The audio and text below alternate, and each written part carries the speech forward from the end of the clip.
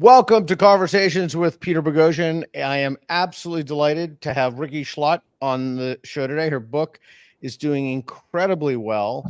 It is co-authored with Greg Lukianoff, The Canceling of the American Mind. Let us waste no time. Define canceling for us. Yeah, so we define cancel culture, even though we think that there are roots that go decades deep, especially in academia, as the uptick of people being having campaigns to disinvite them, fire them, deplatform them, or be punished for their speech. That starts in 2014, really ramps up in 2017, and we put the parameters around what counts as speech they're being torn down for as speech that would be or is protected by the First Amendment, because obviously in private settings that you don't have the First Amendment rights, but we still think that it does apply if you say something that would be protected in another setting. Okay, so we often hear that correctly. We often hear that the left has gone bananas with this, but it's also you write about in your book. You do a nice little history of this. And then you write about in your book that this is absolutely not the case, that this is exclusively in the domain of the left. And I want to talk about what the right does. Yeah, absolutely. I mean, I think this is something that Greg and my partnership was really powerful on, because I'm of the right and he is of the left, and yet we agree on these fundamental classical liberal values. But it also requires both of us to call out our own side quite often. I think the right has had a pretty much like monopoly on the campus craziness story, but there are actually tons of documented cases of professors on campuses being targeted from the right. In fact, about a third of the cases that FIRE has counted since 2013, which it's been 1,000 attempts to get professors fired for their speech or otherwise punished, about a third of those do come from the right. And so they're not necessarily the flashy institutions like a cancel culture mob at Harvard that might make more headlines, but certainly at smaller schools and more conservative areas, there are complementary issues that the right is no real champion of free speech, in my opinion. I find it very frustrating as someone who is a right-leaning libertarian myself. I consider myself an independent, but I think the left has completely abdicated the value of free speech and left it up for grabs. And unfortunately, there are a lot of people on the right who seem very eager to fight illiberalism with more illiberalism, where it's up for grabs. Someone could be the principled side and grab that mantle and say, like, here's a more restorative, positive future that is underpinned with classical liberal values. And yet I see often that it's fighting might with might, for sure. Yeah, the fault isn't in the stars, but in ourselves. It's not a right-left issue. Correct me if I'm wrong. I think Greg told me a while ago, we had a dinner together a while ago. Is it that the cancellations from the right are mostly off campus and the cancellations from the right are mostly on campus? Or is that... I don't know specifically his FIRE's data is on campus, but we do know that it's a third that come from the right of the speaker. Obviously, there's also the gray area kind of middle ground people that aren't necessarily taking a hardline stance one way or another. But off campus, I'm not entirely sure. We have thousands of cases at FIRE. I was a fellow there when we were writing this book, and there are thousands of cases that we've been able to compile and document of people in the private sphere being canceled for their speech. However, that's so much more difficult to quantify for a variety of reasons. I mean, I'm the human receptacle for every parent coming to me and being like, my high schooler and my middle schooler is canceled. Truly, I mean, I hear all the horror stories, and it's from parents often too, which is really concerning. Like, I'm hearing from parents of middle schoolers that cancel culture is taking them down. I mean, we can never quantify that. And then you also have in the private sphere, there's the complication that a lot of these people who get canceled at work end up signing NDAs in the end, and we never hear their stories. Okay, so one of the things that people say to me, I think they said this to me on Hard Talk, right, Reed? I think one of the things that I get frequently is, what are you talking about? Name some. Who's been canceled? Nobody's been canceled. Has anybody been canceled? Can you name someone who's actually been canceled? We have countless examples. I mean, I think one of the most spectacular celebrity cancellations was Chris Harrison, who was the host of The Bachelor. And I don't know if you're familiar with this story, but I found this just Never absolutely. watched the show. So in 2020, there was a contestant on The Bachelor who I believe ended up winning the season, and a photo emerged of her when she was around 19, I want to say, in college. She went to college in the South at I think a large state school, and she attended a fraternity party as a sorority sister, that was antebellum themed and dressed up in costume with everyone else. She did not organize the event. She did not. She just participated in it as a teenager, and that photo resurfaced. And I mean, you can take issue with that and think that that's inappropriate, but I mean, the girl's life was just like torn apart. Classic cancel culture mob, being attacked from all sides, being maligned as a racist, and she came out very early and said, "I was a teenager. I didn't understand the context of this. I didn't plan the party. I just participated." And then Chris Harrison, the host of The Bachelor, was in an interview where they asked him, "What do you make of this?" And he said something like very measured and level-headed. And he said, "I think we should err on the side of grace." This was before she had publicly apologized. It was about a day later. He said, "I think I haven't talked to her personally. I'd like to hear her side of the story. She was a teenager at the time. I think that we should just take a pause and not tear this girl's life apart." And sure enough, just like that, he's no longer the host of The Bachelor after 2 decades, and no one has really heard from him since. And I could go on and on more examples. I mean, we have case studies throughout the book of different institutions where cancel culture mobs really have gone awry. But I think probably the most harrowing of them is Mike Adams, who was a professor at UNC Wilmington, and Greg was actually friendly with him, and being canceled over a tweet ended up crescendoing to the point where he took his own life as a result. So that is probably the most harrowing and extreme example. Yeah, and not only did he take his own life, but those lunatics glorified it. They were basking in it. They were gloating. They were which is interesting. Gav, play the Rufo clip, would you please?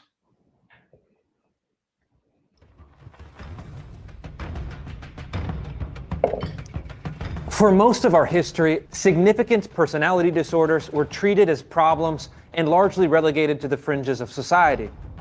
But in our emerging cluster B society, the narcissist, the borderline, the hysteric, and the antisocial psychological types have been elevated into positions of power and celebrated by our institutions. The new status quo is an emerging leadership class that rules through emotional blackmail. Powerful institutions use the cover of various victim groups to impose their agenda on the rest of us. If we dissent, we're branded as hateful bigots. We're accused of lacking empathy. We're ritualistically banished.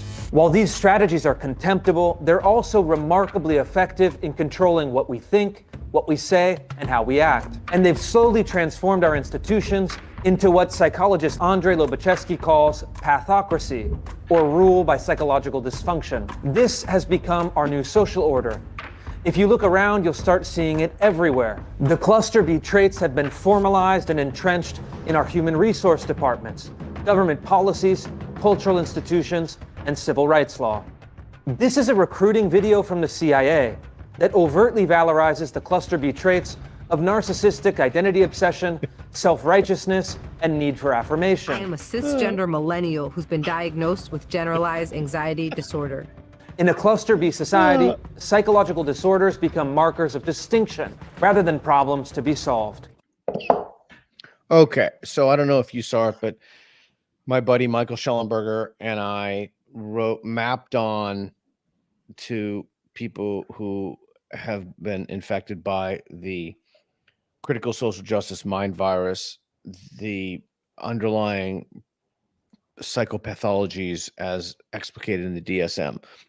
So is this kind of like a rule by crazy people?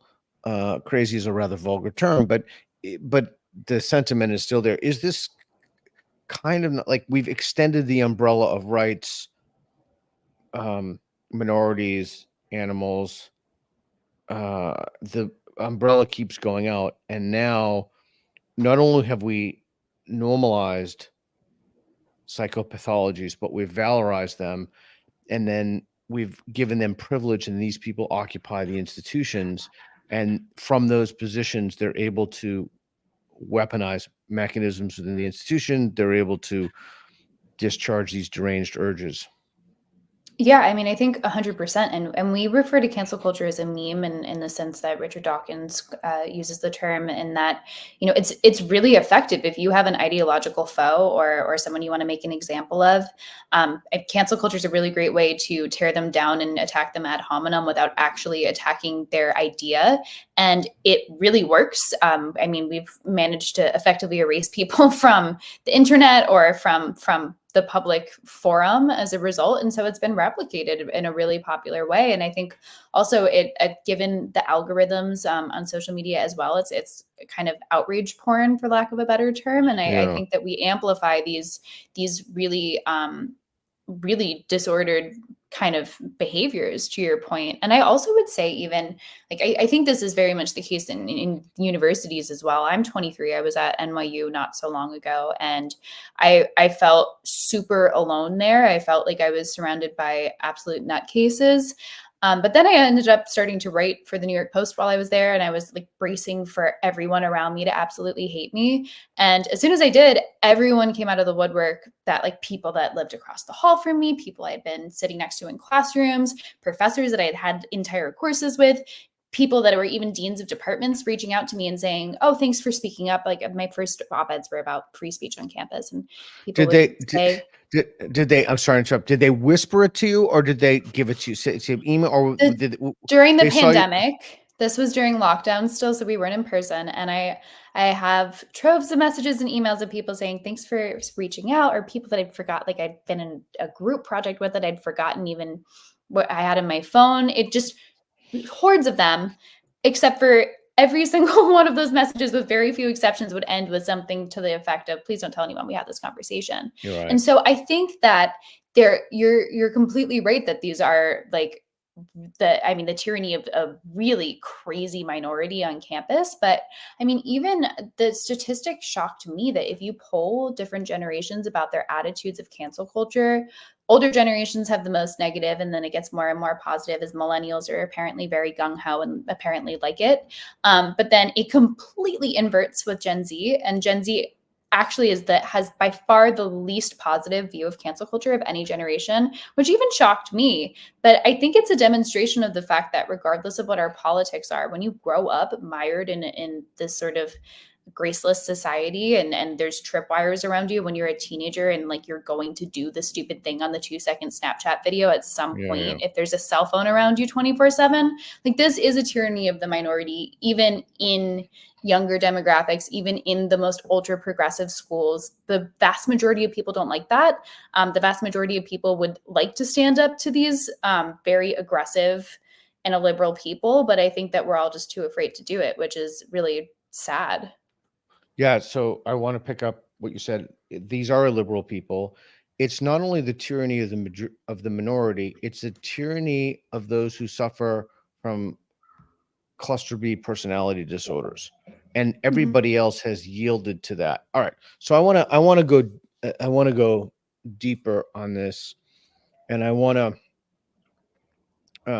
increasingly using these conversations as a venue to talk about things I've been thinking about and to help me work through some ideas. So one of the things that I've noticed lately, and I was talking to Reed about this last night at dinner, one of the things that I've noticed is the people who profess to be free speech, quote unquote, free speech absolutists. I don't like the term free speech warriors, but free speech absolutists. Gav, play the Australia clip, please.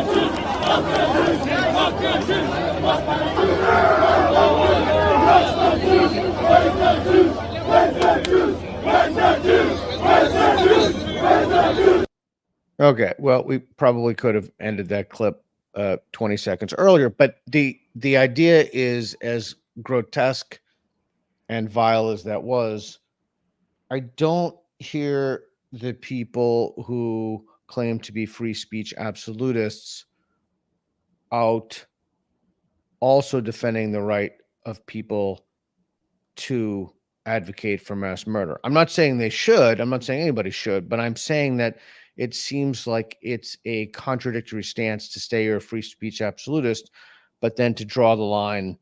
I mean, by definition, there is no line, right? So to draw the line at gassing a group of people. Yeah, I mean, I think for Greg and me, it's very important that we do put our bounds on speech that counts as cancel culture, as speech that is or would be protected by the First Amendment, which there is a huge body of case law that he's certainly more an expert in than I am. But you know, there's direct incitement of violence, there's defamation law, and we're not arguing against that. I suppose that makes us not necessarily free speech absolutists, but potentially First Amendment absolutists. But yeah, I mean, this is obviously a really tough and weird time to have this book come out, to be honest. I mean, Yes. It puts me frequently in a position of defending speech that I'm exceptionally uncomfortable with. I'm not entirely sure. I would probably defer to Greg in terms of where the line of incitement is when you are legitimately advocating for mass murder. But you know, one thing that we wrote about in the book that I didn't realize would be so prescient for myself is Greg, when he first started at FIRE, he landed to move into his new apartment like 2 days before 9/11. And then September 11th happened. And as the smoke was still rising, he was on national TV for his first national TV hits, defending really grotesque speech about September 11th and the right for somebody to say it in an academic setting, no matter how detestable it is. And I remember as I was working on that chapter with him thinking like, oof, that's really tough. And then here this book comes out and there is absolutely detestable, condemnable speech that you know still is technically protected. And I think, you know, it's a test of your principles to be able to put aside your own personal beliefs, but I think also there is certainly a line of incitement that is defined, and I suppose it depends on what side of the line that falls on. Just on that note of hypocrisy again, have you heard are any of the people who are really upset about microaggressions, have you heard any of them criticize these people for screaming "gas the Jews"? No, I would say that it's understandable some hypocrisy of people on the right who are just absolutely outraged by horrendous speech. Like I can see how they end up in a place where they may reveal themselves to not be the free speech absolutists that they claim to be. But for the people who, I mean, I can tell you as someone who still follows people from my high school on Instagram and from my college on Instagram, I am seeing as I go through stories and stuff, these insane parallel realities unfolding where someone will be an Israel supporter and then the next story is somebody like literally advocating for everything that Hamas is doing and excusing it entirely. And it's this back and forth craziness. And so often those people in that latter category are the people who I remember being really big advocates of speech codes on campus, of safe spaces, of trigger warnings. And it's a remarkable turn of events to see that. I mean, I suppose in the most extreme sense, if you truly believe that speech is violence, then reacting to speech you don't like or reacting to people that you don't like with violence becomes more acceptable. And I mean, I think even the Salman Rushdie example would be something of like, if you truly believe that words can wound, if you truly believe that words are violent, then I mean, a speech or a society that makes dialogue impossible will make violence inevitable, I think. If you truly believe that, then the gold standard for that would be those lunatics yelling, kill the murder, the gas the Jews. I mean, that would be the gold standard. So on a similar note, do you think that, or let me ask this, let me frame the question this way. Is one of the reasons we haven't seen wide-scale denunciations from universities about the mass murder of raping, pillaging, general decapitation, and all this associated nastiness, with regard to Hamas and Jews? Is it because that they fear being canceled? Is it because they fear their constituency? Or what do you? Yeah. I mean, I would say Why?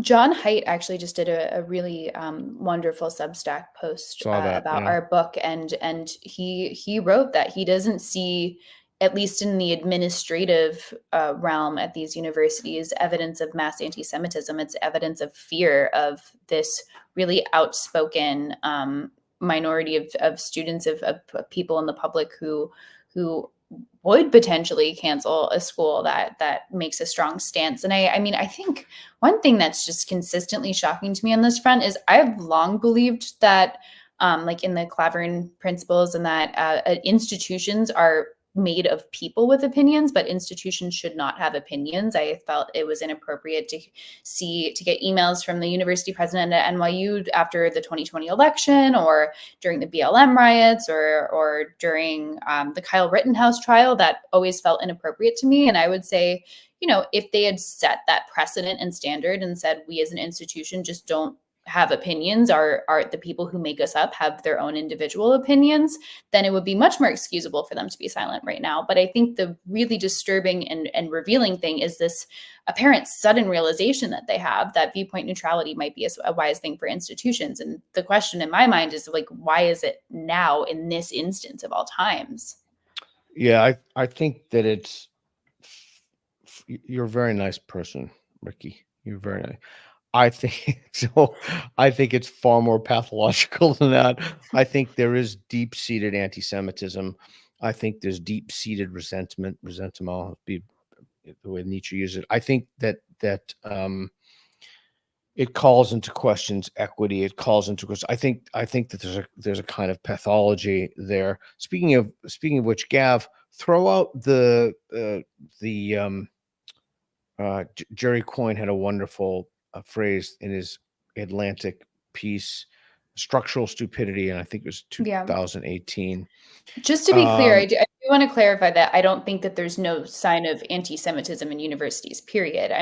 What John Haidt and I agreed on, I think broadly, is that the individuals at the very tops of the universities are not necessarily, in all these cases where they're remaining silent, anti-Semitic. It's that they're so fearful.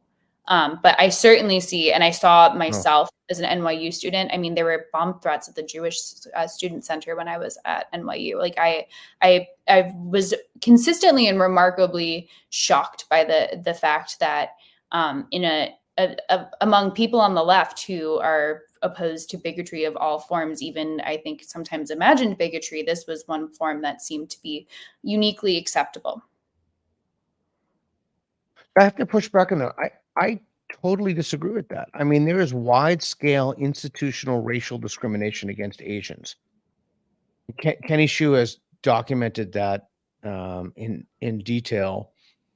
Oh, absolutely. I'm I saying do the think these people are racist. I think that they're overt, conspicuous, pathological racists. Oh no, I'm just saying I think the last ism that is not stigmatized somehow is anti-Semitism. I think, I mean, I completely agree that there's institutional discrimination against against Asians. I also think there's institutional discrimination, frankly, that I don't think people call out because it's less convenient. But I believe that if you're not a child of a donor or a recruited athlete, that there's actually discrimination against white students and white applicants too in the admissions 100%. process. It's just not as appealing to say as much, I guess, supposedly in the public realm. Yeah, I agree. There's an old adage: if you want to see what someone believes, don't look to what they say, look to what they do. And if you look at what universities and institutions have done, one of the things they do is they have legacy admissions. So they have legacy admissions, but they're screaming at the mouths about land acknowledgements. They're freaking out about equity. Everything is equity, systemic racism everywhere, where they themselves are participating in the very features that enable the thing that they're fighting against, which is legacy admissions. Like if you so it's again another instance of hypocrisy. Like if you truly, genuinely wanted equity and you wanted to remediate past injustices, and you wanted to kind of flip the economic pyramid and truncate it, your first order of business, totally within your control, would be end legacy emissions. I've been literally saying that for years. The fact that they do I've not written do op-eds this, about that. yeah, the fact that they do not do this shows me they do not believe it. It is verbal posturing, maybe fear of cancellation. It is a whole other set of factors, but it's ultimately hypocrisy. Let me ask you a question. Gav, pull up the thing that I signaled you, that little chart. So this is really interesting. This is confidence in higher education. The Democrats down 9 points. The independents, I'm not even sure what these terms really mean anymore. I guess you have to operationalize and define it. But the independents down 16 points. The Republicans down 37 points to below 20. I'm always shocked when I see that, because I thought if conservatives / Republicans, and I realize that those are not interchangeable terms, it's problematic, actually knew what was happening in the university, that number would be close to zero. And if this is outside of your purview, let me know. Someone was telling Reed and I the other night that just as when I was involved in the new atheist movement, that I didn't know what I was doing, and I ushered in a wave of derangement syndrome with woke ideology. The attack on the institutions, colleges and universities, I personally do not think these institutions can be reformed. I think they're utterly irredeemable. But this individual was telling us that they thought that we need to be careful because we need institutions, even though we know that the wellspring of the madness comes from the institutions. I've literally been saying that since 2015. Nobody listened. Here we are. So we know that we know that it's teaching people methods of reasoning that take them away from reality. We know that it's teaching them a dangerous, divisive, and toxic ideology. Are you concerned? We know that university enrollment is way down. We know the trust in our institutions is at an all-time low. Are you concerned if even more people question the need for a university degree, an alternative structure will emerge that's actually worse than the existing ideological capture we're facing in colleges and universities? No, I don't think. I mean, I think that universities have somehow managed to appoint themselves as the sole gatekeepers to success in polite society, or to the middle and upper classes. And I think there's a seismic market correction that's coming down the pipeline for them, that Agreed. my generation is at the helm of. I think that's an overwhelmingly positive development. I mean, Totally agree. Sure, Harvard's not going to topple immediately, but there are tons of government money rich institutions that are providing absolutely no value to the people who attend them, who spend 4 years of their lives that they could otherwise spend gaining professional experience, pouring money in and racking up debt and signing away their down payments before they can even have a beer. I mean, I'm just so viscerally disgusted by the system as it is. I mean, there's a statistic that 1/3 of American colleges produce classes in which the median graduate makes less than the average high school graduate. I mean, that's just not a system that works. And I think society has lied to people in saying that it's Totally a necessity. And I mean, I can say my own experience was being in, I was a sophomore at NYU in 2020, planning to go to law school because it was the practical thing to do. 4.0 GPA, top of my class, almost perfect test scores, like very academic oriented. And I had time away from the university system, and I looked back. I took a leave of absence, and I said, like, holy shit, this is just not serving me at all whatsoever. And so I took a leave of absence. I didn't immediately drop out, but then I ended up taking 3 and 4. And I ended up in a position where people who appreciated my story reached out and supported me. And this older generation really gave me a launching pad that I'm really fortunate to be able to have this book out by the time I'm 23. But Greg is a perfect example of somebody who I had a conversation with him. I interviewed him when I was writing op-eds at the New York Post, where my thesis for an article was that perhaps the pandemic would uncoddle my generation and be a generation defining event, which proved to be very wishful thinking. But I met Greg in that process, and he offered me a fellowship at FIRE, but then realized in the process of hiring me that they had a rule on the books that required a college degree for all hires, and he changed that to hire me, and he walked Good the for walk, him. and he realized that that was not in line with his principles. And we're seeing tons of companies, Google, Tesla, IBM, countless companies dropping their requirements. I think it's something like 53 or 54% of HR managers say they Yeah. dropped a degree requirement for some roles. So I think anything is better than where we yeah. are right now. Yeah, it's good. I think that doesn't go far enough. I think that in my ideal world, places like Yale, places that score very poorly on FIRE's ranking system, if you have that on your application, you just should be just discounted by any institution, just any company, any corporation. Just boom, nope, you graduated from Yale, nope, you're out. Sorry, or we're not sorry. I wouldn't be as You've been hardlined as indoctrinated. that, perhaps, but because I Really, know tons of people who come out of these it's institutions too and are bad for them, still have right? their They should heads screwed on they right. they should But have reconsidered where they go, because we need to change it at multiple levels. We need to stop people donating to the institutions. We need to put in a I don't know, mechanism isn't the correct word, but we have to get leading industries and companies and corporations, excuse me, to not hire people who have been indoctrinated into this madness. We need kids to quit to go into another institution once they've. I mean, I don't. I mean, I personally, as I told you, I don't think that the system is redeemable. I think we've given people jobs for life, and they've run roughshod. They've gone to crazy town. All right, let's take a look at the Atlantic article.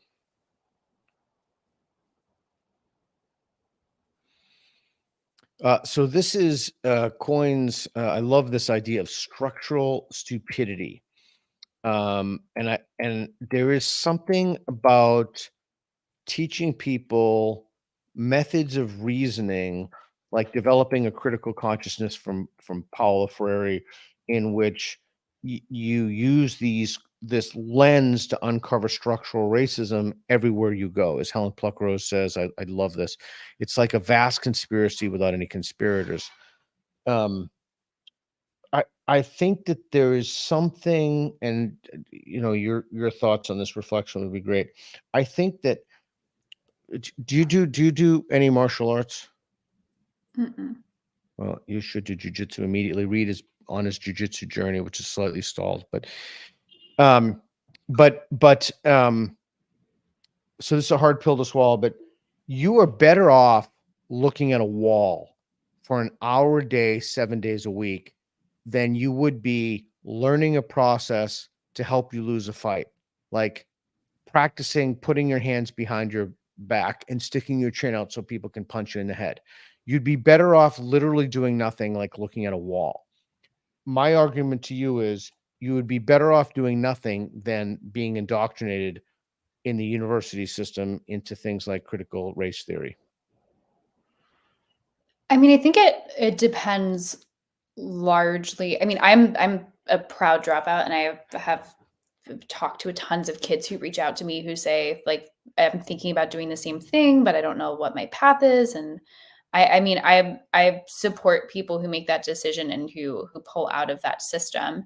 I would say it does largely depend on the context and how you arrive on campus. Like for myself personally, I went to a boarding school for high school that was incredibly like cutting edge woke. I've actually just was looking back through it's old documents that I have in my email from them. And on my freshman year of boarding school was 2014. I was 14 at the time. I guess it was 2015, January. It was a Martin Luther King Jr. Day. And this was my like red pill moment that early on in my life where they had us come in because you have a bunch of teenagers on a holiday and you don't really want them to like go to New York City. We were close to the city. So they try to keep you busy during long weekends. And they brought us in on Martin Luther King Jr. Day. They brought us all into one big auditorium. And we had a little opening speech. And then they said, okay, white students go into the math and science building and Asian students go into this building. And it was affinity groups like in 2014, which is pretty cutting edge. Right. And I remember being like, wait, this is, on Martin Luther King Day, this is pretty much the opposite of everything that I thought I was supposed to be learning. And then from there, we had options of a group of of lessons or lectures that we could go to afterwards, and like poverty simulation, race in America, everyday sexism. I think the one that I went to was called Bruce Lee and Asian Masculinities, which was really enriching to me as a 14-year-old white girl, by the way. But looking back, like I already at that point in time, I was allergic to that stuff, and it primed me. By the time I got to NYU, I was absolutely resistant to, like, I was not going to get indoctrinated at that point in time. I Good for credit you. my family for that. I have my father's 86 years old. I'm 23. I have a really unusual generational span in my family. And I would come home as a like second and third grader with the new rule of the right thing to say or the right label at the dinner table. And I'd be like, oh, Dad, actually, no, we don't say African American anymore. We say Black now. And he'd be like, they changed the rule on me like 5 times in my lifetime. Like, no. So I very early on had like an anchor into a different time. And I do think that there are kids who are capable of going through the university system and not getting pulled into that. But I do also think that it leads to like a reactionary nature too. Like I look back on some of my political beliefs and stuff, and being so mired in that like made me even more reactionary, right? Whereas now I feel pulling out, I actually think of myself as a classical liberal. So I'm all for people going down their own path, but I do think that not everyone is necessarily going to be indoctrinated. Yeah, I wonder where people go to learn what you should say and what you shouldn't say. But leaving that in the past now. So one of the things that I hear, I want to get back to your book. I want to ask you 2 questions. Do you have any hypotheses as to why the past 10 years of American life have been uniquely stupid? Yeah, I mean, I personally think that social media is pretty much at the top of the pile there. I think confirmation bias and feedback loops and group polarization has been really inflamed by social media platforms and only got worse in instances of censorship as well. We have a whole chapter in our book actually about data from the National Contagion Research Institute, which is NCRI, where they've found that every single time that Twitter engaged in mass purges of accounts that oftentimes were like very unsavory and controversial, like white supremacist accounts and Proud Boys accounts, every single month that one of those bans occurred, there was a mass exodus to a platform called Gab, which is, in my opinion, a much more insular right-wing platform.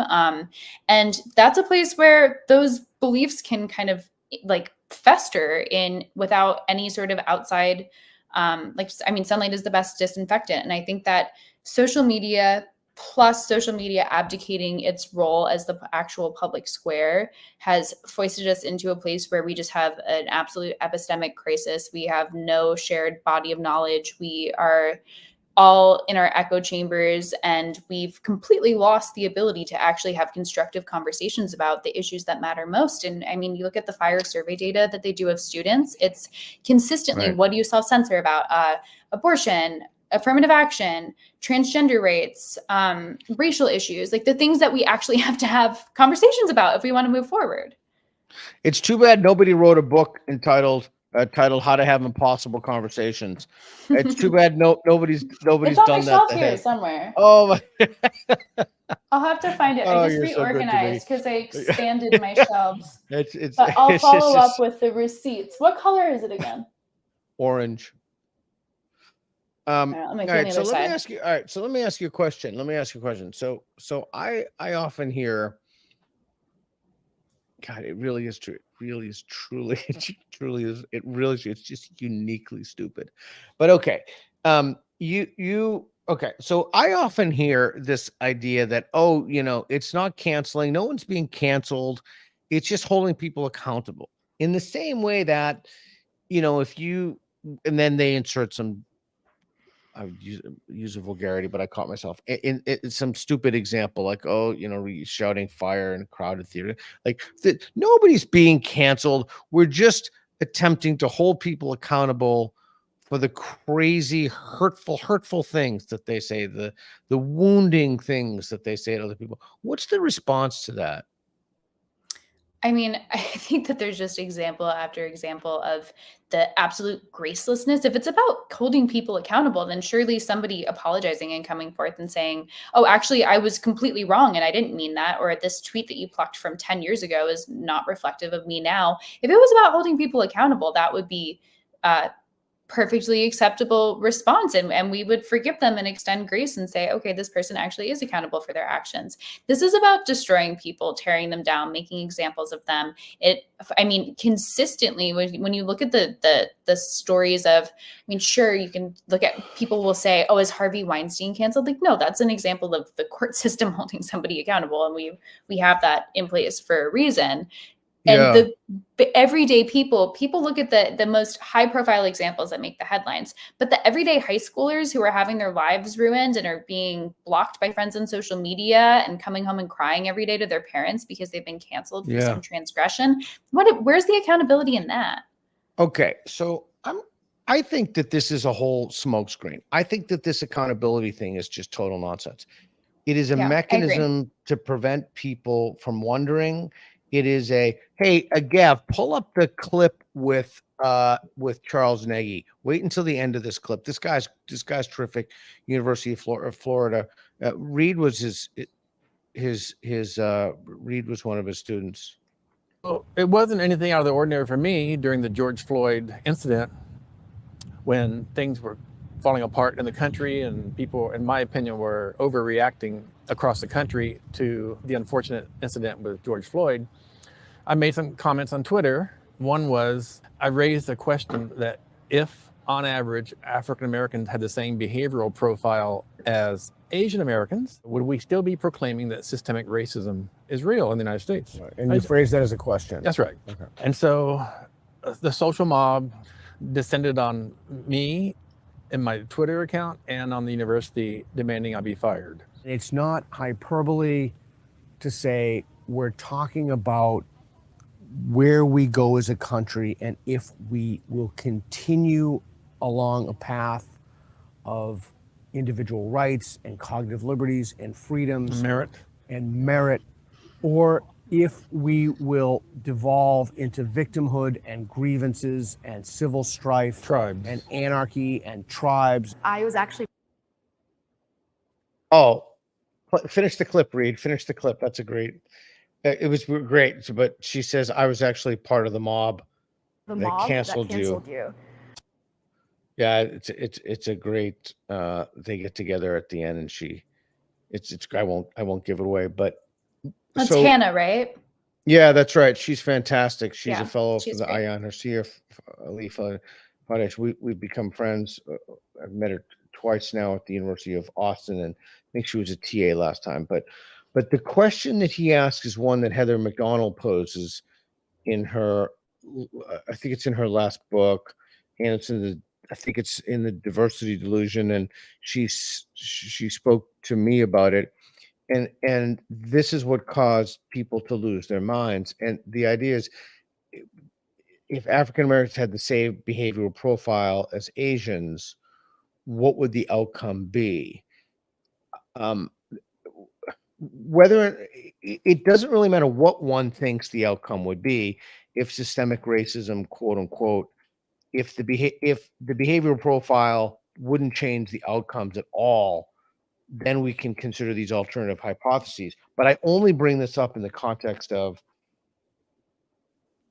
and you saw it in the clip when I said you framed it as a question, even asking certain questions, even questioning, well, what is the evidence for systemic, like, why couldn't it be culture? Like, why couldn't there be a cultural, which seems completely obvious to me. This is just parenthetical. I mean, obviously, you just look at like the sale of avocados or something. I mean, there's no systemic by community. There's no system in place to sell more avocados to people who are like from, I was gonna say Cuba, but they don't have guacamole over there. From like Mexico. I mean, it's so crazy. Like, even asking the question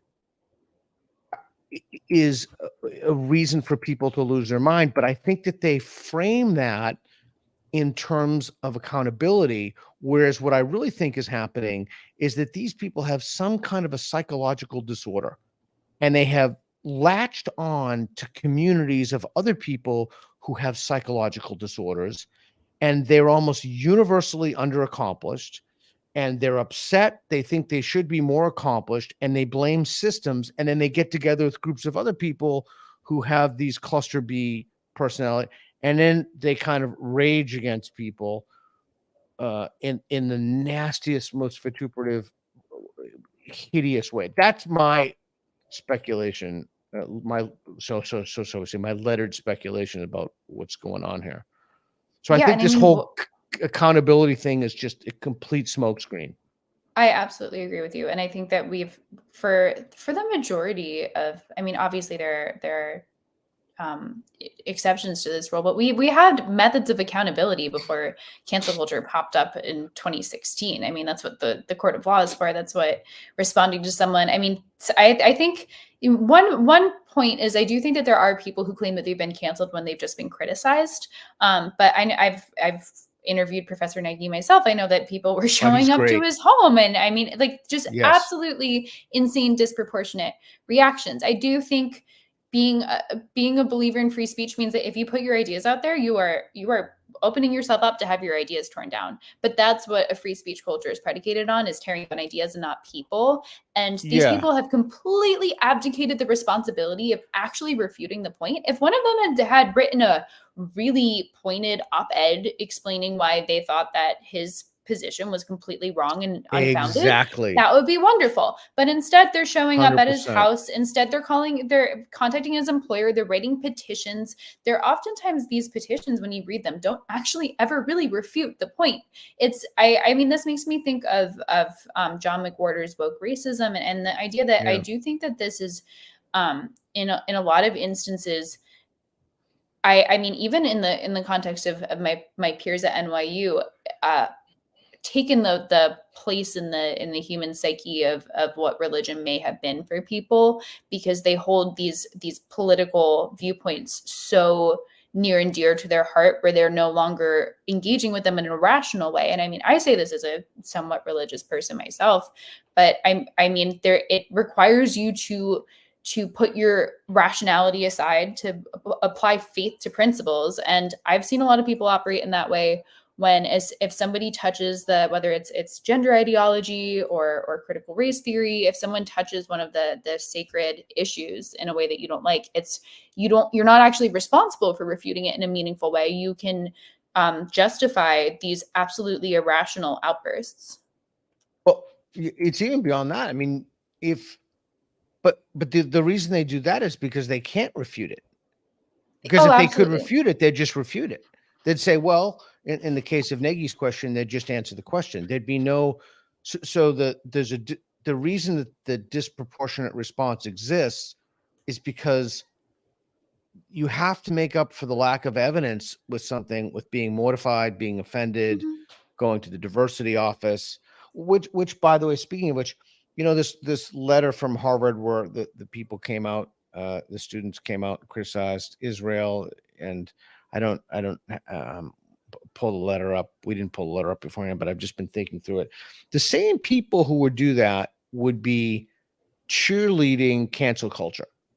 It's an identical Venn diagram of the people promoting the ideology. And I argued years ago, actually, at a talk right here in London at the London Club with James Lindsay and Helen Pluckrose. I argued that, and I'm curious as to what you think about this, that the solution to wide-scale cancellation, oh, here it is. Harvard students have deleted their pro-Hamas letter from its online location. This after someone ID'd the leaders of the group signing in the letter.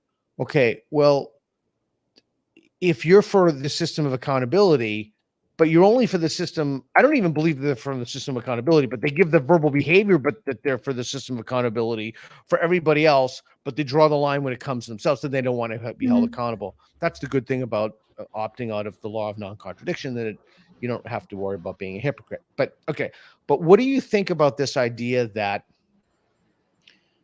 that I believe, I don't think that the solution to cancel culture is canceling people who have canceled other people. I think we need some kind of a let's just call it a Christian forgiveness for lack of, or some kind of, it doesn't have to be Christian, but some type of like, okay, a truth and reconciliation commission. Like, we have to get past this. It is literally choking the society. And the way to get past this is to not cancel the people who have been truly, truly horrific to so many people. Thoughts? Yeah, I mean, I think Greg and I had some disagreement about using the word grace in the book. That was a word that I introduced into it. But I think that is, we need to restore that. I know people, I mean, Hannah in that clip is a perfect example of somebody who I mean, when you grow up, it's, I would push back on the idea that these are all people who can't refute points. I actually think a lot of them are very smart, but they've grown up in a context in which it's just a lot easier to just shoot someone down and attack them ad hominem. And you see that replicated on social media so often. And so why not just indulge in that rather than actually having to do the mental work? And I do think that there are people who can come around, who can realize that was an inappropriate way to act, that was not refuting ideas with actual meaningful dialogue. Okay. But in terms of not canceling cancelers, I mean, I think actually, I strongly believe that we're headed towards like I strongly hope that we're headed towards a ceasefire sort of situation on this front, because I don't think we've really understood even the tip of the iceberg of what it's going to mean when a whole generation of young people who, I had an iPhone when I was 10. So I've done stupid stuff. And like every single person has, any young person who says that there's not something embarrassing that they've sent or done in their lifetime since they were a tween on their phone is lying to you. We're going to get to a point where, I mean, you had Alexi McCammond at Teen Vogue, who 10 years later, tweets of hers were screenshotted and ended up with her losing her editor-in-chief role. There was a girl named Mimi Groves who a 3-second Snapchat video in which she said a racial slur that she later strongly recanted. That a classmate of hers held on to that clip until she was headed to college. And she actually had her offer to attend a college rescinded as a result. And this was the same girl who just a couple months before, she'd totally forgotten that there was a 3-second clip that existed. And she was actually calling for her Instagram followers to donate to Black Lives Matter. So, I mean, at a certain point I think Gen Z is going to have to push back, because it's just going to be a free-for-all tear-down fest if we're not careful. Yeah. So the Teen Vogue thing, it's hard not to feel schadenfreude at that. But I'm going to push back on something you said. Can you give me a single example of someone you think is intelligent who advocates for this position? I can't think of one. I would say Hannah's an example of somebody, if she changed. But she changed. No, exactly. But I'm saying that we need to accept the possibility that people do change. And I think especially young people who grew up in the cancel culture era, who saw it exemplified to them as a way to respond to bad ideas, who, I mean, frankly, even myself personally, I was not raised in the same context as Greg. For example, we talk often about how all these to each their own, this is a free country, all the idioms that really do underpin American society are not something that Gen Z was inculcated with. We were not taught those in our education system. And so I do believe that there are going to be young people like Hannah who may have followed example, followed the lead, seen that this is a really effective way to argue without actually having to argue, and then realized, oh my gosh, I've been indulging in grotesque liberalism. And so I do have hope that there will be people who will change. But I don't think that anyone who's a staunch champion of cancel culture and who's leading the helm is really a person to hold up to in any sort of regard. I agree with you. I can very, very, very sincerely say to you, with an open heart and clear thinking, as someone who's read a lot of this and engaged in this now for quite some time, I have not come across a single person who I would consider to have anything more than a profoundly mediocre mind who engages this ideology and is a champion of it. And that's probably the most charitable thing I can say about them intellectually. That's just my own rather sense of anecdotal experience on that. Okay. I would say one thing. Can I respond to that? One thing that I would say is when I started writing I was probably like 20, and I had some friends who just distanced themselves from me because I mean, I wasn't writing anything fringe, but like right-leaning stuff and conservative publications. And I thought a lot of them were pretty extreme. I heard them say very extreme political, like very just classic woke stuff. I mean, they grew up on Tumblr, so that's no surprise really. But a lot of those people in the past couple of years have reached out to me and said, I'm sorry, I shouldn't have acted that way, and have come around. And I think the groupishness of like being basically raised by like woke crazy people on Tumblr and online friends and being so like mired in that growing up and creating an identity around it, I do hold out hope that there are some people who, as they mature as people just in general, will grow out of it. It's a very childish way of responding to ideas that you don't like. And I do think that there are some people who are literally childish when they do act that way. Yeah, I think that's right. And you do. I think that the book does an incredibly good job of an analysis of it that's as fair and impartial as possible. And I like the idea at the end of like solutions, or this has happened to somebody. So let's say that two things I'd like to ask you about. One, someone fears cancellation for something they said or done or have done, or maybe there's, like you said, there's a video that's somehow back there somewhere in the past and they're freaking out that a 3-second clip is going to be. What do you have to say to those people? And then I'll ask a follow-up question about what if the mob has actually come for you. What do you have to say to that?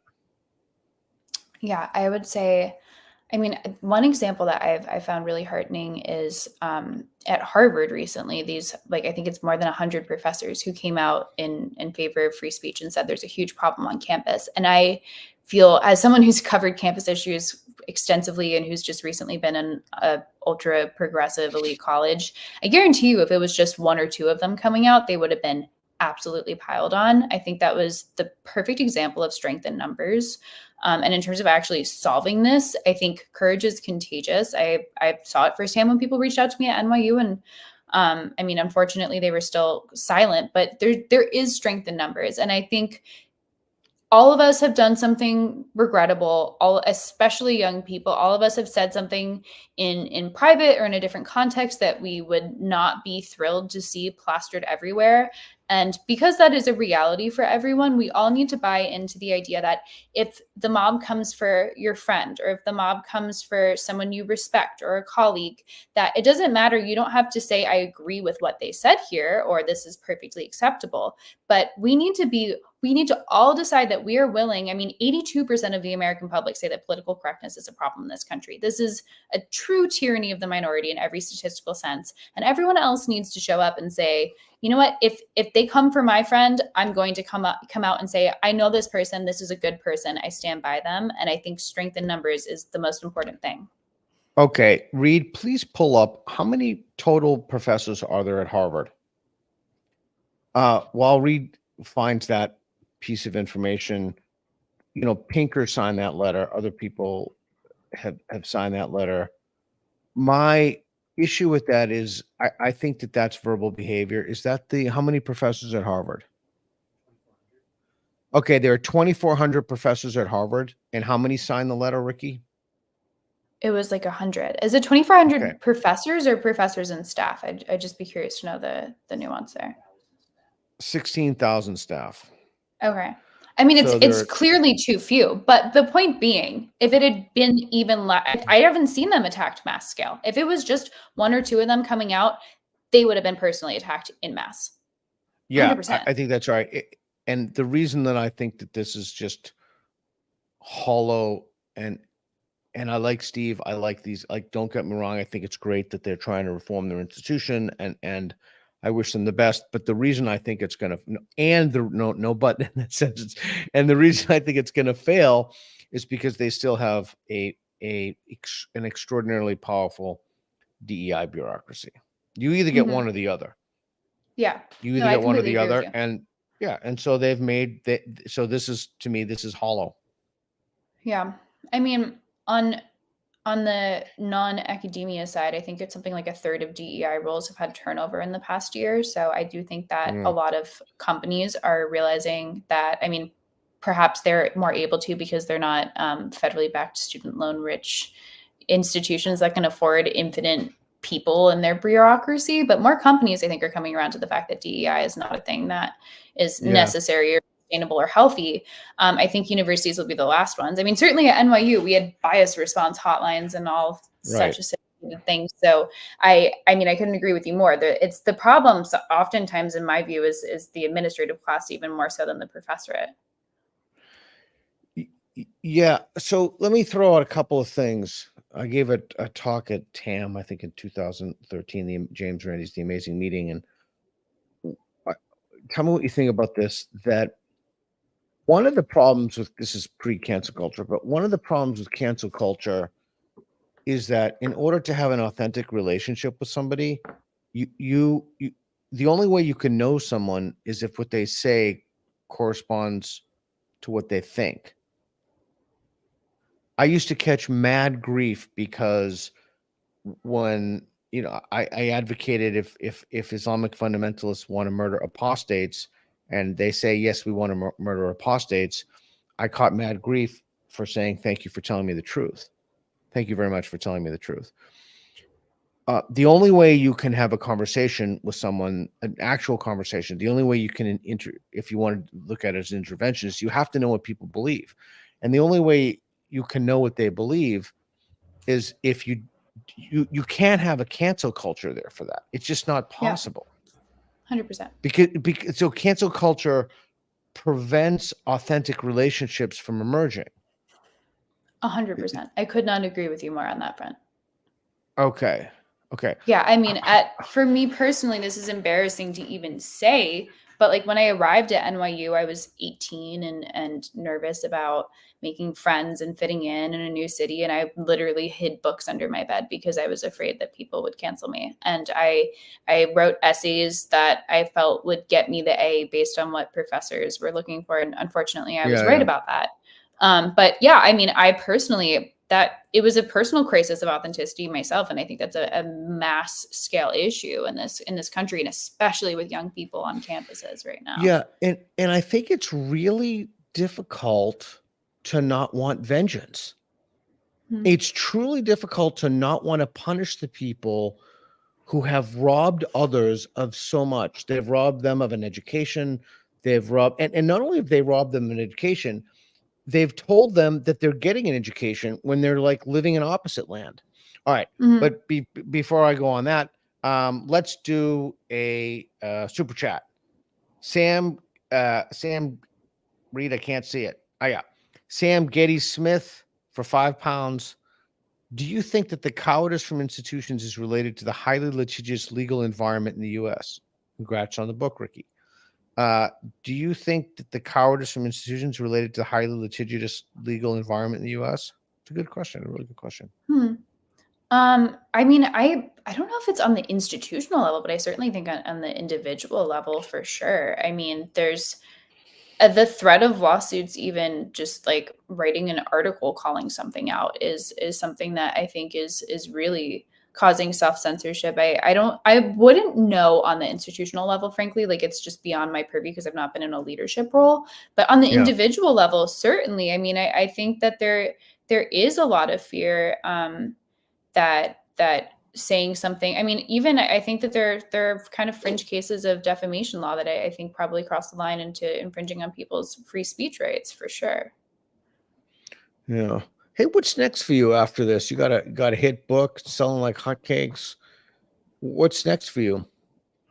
I honestly I've had no plan when I dropped out of school and have just kind of been freewheeling. I'm a full-time columnist at the New York Post. I'd like to probably explore some other mediums, but I'm kind of taking it as it comes. I'm talking about a second book at the moment. I really enjoyed the process of writing and have some ideas on that front for sure. Do you like the process of editing or writing?